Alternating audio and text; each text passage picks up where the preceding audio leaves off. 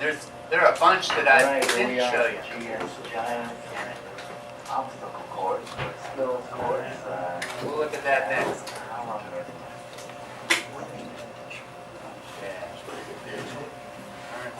Okay, so what do you pack? I packed it. You know, the thing is, I'm not going to tell you what to pack. It's a personal thing. But I will tell you the most important thing is to be organized. And it took me a while to figure it, but it's really important to know where your flashlight is, where a Phillips head screwdriver is, where your tire pressure gauge is, anything. So I know I always pack the same. In my tank bag, I've got my rain suit. I know I have a flashlight and tire gauge here. I know I've got sunscreen there because I'm an albino. My left case has all my clothes in the duffel bag. My right case is all my tools. Here's my computer and maps, and bedding and things and sleeping bag. I do, I kind of teased you and we talked about bikinis. I thank the Lord, I know you didn't want to see any of us in bikinis, but I will show you my underpants. And the only reason I'm showing you these is I know, but here's the deal. The clothes part, you need half as many clothes as you think you do for a bunch of reasons. Number one, you're going to be able to do laundry every few days. Really, you can do laundry every day if you went to a hotel.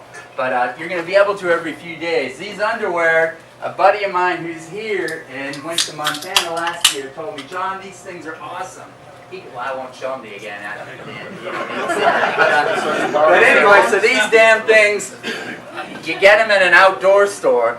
And the thing that makes them so cool is you wash them and they're dry the next morning. So I got 2 pairs of those damn things, and their whole thing, their marketing is 60 days in Europe on 1 pair of underpants. You can do it, I didn't, but it can be done. So that's clothes. As far as tools, I'm sorry? You can wear them 4 times. Exactly, 4 times, yeah. And we won't get into it, but you can. I wish they made socks. What brand is it, John? It's called Ex Officio. They needed to know that. Yeah, I will tell these guys so they can, Yeah, so you guys can stock them, right? Yeah. Ex Officio. We're going to start carrying underwear. It's awesome. Now tools. Tools are real important. You got to have them. And do you guys carry cruise tools here? We can get them. Cruise tools, they come specific to your bike, and they basically, in this little roll pack, has everything you need. Every single bolt, Allen, all the star stuff is in here. I bring a big hammer because you always need a big hammer. A couple other things that are really important. We talked about duct tape, and I'll show you why. And I brought that monster duct tape. It's unbelievable stuff. An air compressor, little mini slime air compressor, and JB Weld is great stuff to have. I learned on the last trip. I'll show you. Actually, I'll show you. Well, I'll show you in a bit. This is why you need duct tape. This was the first ride.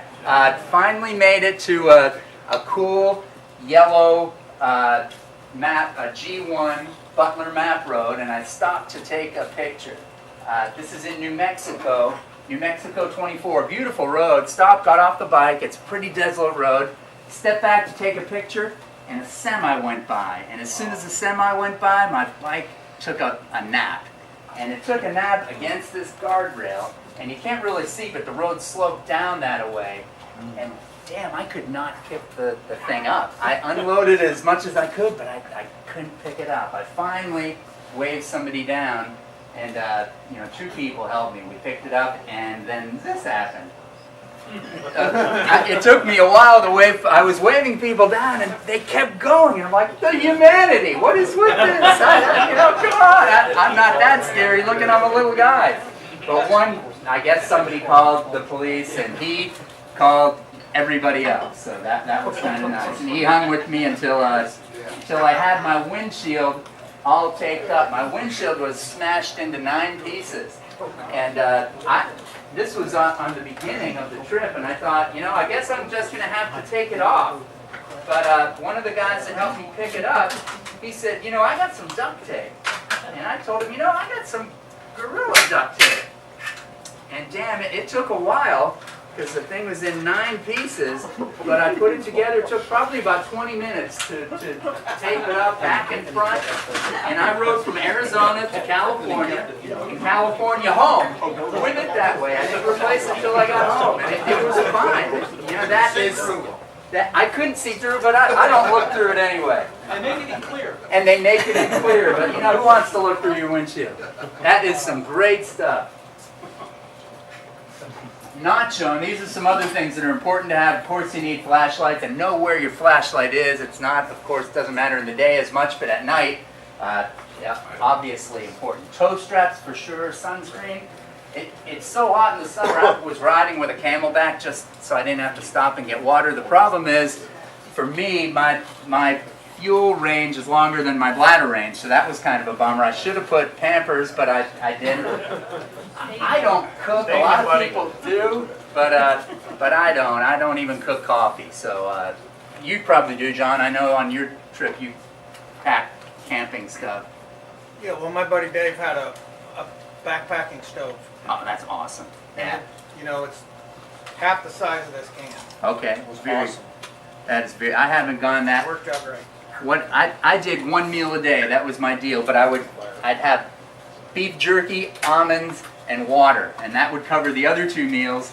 And then I'd have, you know, a real meal someplace. And a real meal can be, you know, fast food, but it's a real meal. Just for fun, I didn't need a tire repair kit, thank the Lord.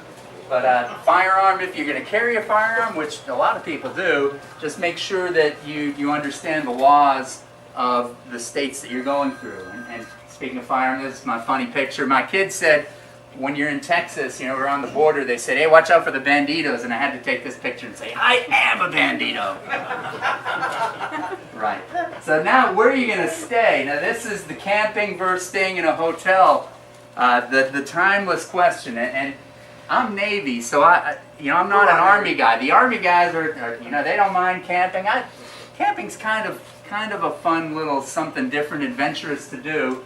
But I'm personally about 25% of the time I'll sleep in a tent. The other 75% I like air conditioning and showers and TV and Wi-Fi. But I put this guy here. I know I'm a wussy. Look at me. I put this guy here not just because he's really cool. He's the guy, the head of the Wildings from what show? The Game of Thrones. Game of Thrones. Thank you.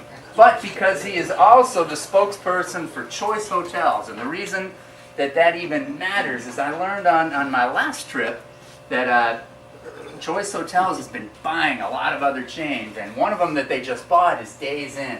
And Days Inns have historically been nasty. They're old and gross and bed bugs, and you know, they're just nasty. Well, not anymore. Since Choice Hotels has bought them, they still look kind of nasty on the outside, which is fine. They're still really cheap.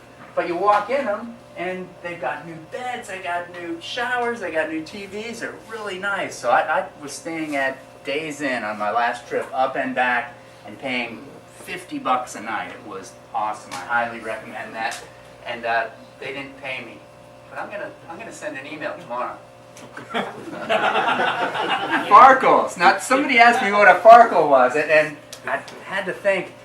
This is what a Farkle is, and this I'm going to credit my friend Tom.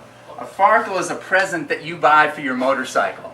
It's basically some kind of electronic aid, but it's a present you get for your motorcycle. And you know, truthfully, if you ride a new bike, whatever brand it is, I've got a Harley, and they're Farkles in themselves. They're so modern. They've got so much crap. I think the Nav5 on this GS has more computing power than every helicopter I ever flew and the ships I landed on. So, but these are some really useful Farkles. This is the last thing I bought, and it's a radar detector. And I know you guys have them here, Sean. This is awesome, and the reason I bought this particular model is because it's waterproof. It's made for motorcycling, so you don't have to sweat it when it starts raining. And the wonderful thing with that is just confidence. When you're here, the first leg of any trip from here is awful. The reason is you're starting from here, and the riding is awful here. So when you have the radar detector, it's on, and I'm not going to promote going 90, but I go 90 and I don't sweat it because I know when my little light up here, mine doesn't have an aural warning. I just have the light. It's right there, but I keep my scan going because I used to fly, and when that thing starts flickering, I just get off the throttle and I slow down to where so far, thank you God, I haven't been pulled over. So I love my radar detector. Spot, probably you guys all know about Spot. Great thing to have, especially if you're alone. I'm not so smart. My friend Barry told me that, and I knew too. I got it here mounted to the bike. You really shouldn't, because if you go off-road somewhere and you're separated from the bike, you can't push the Mayday button. So you really should have it on you. But Spot's a really neat thing for a couple reasons. One, just for safety, it's nice. Two, if you have a wife that's not going with you, it's really nice to tell her, sweetheart, I got this thing. I'm going to hit the button every couple hours when I get gas. It'll let you know I'm alive if you care. And it's neat. And for folks that are playing the adventure game at home, I had 3-4 people that just were following it and really got a kick out of it. So Spot's a neat thing to have. This Garmin, this is a version of the GoPro. It's the same as a GoPro, but that's kind of a neat thing. Not only to take videos, but I also used it sometimes in the morning before I took off. I would just hold it out here and kind of give a preview of what's going on and maybe a post of what happened the day before.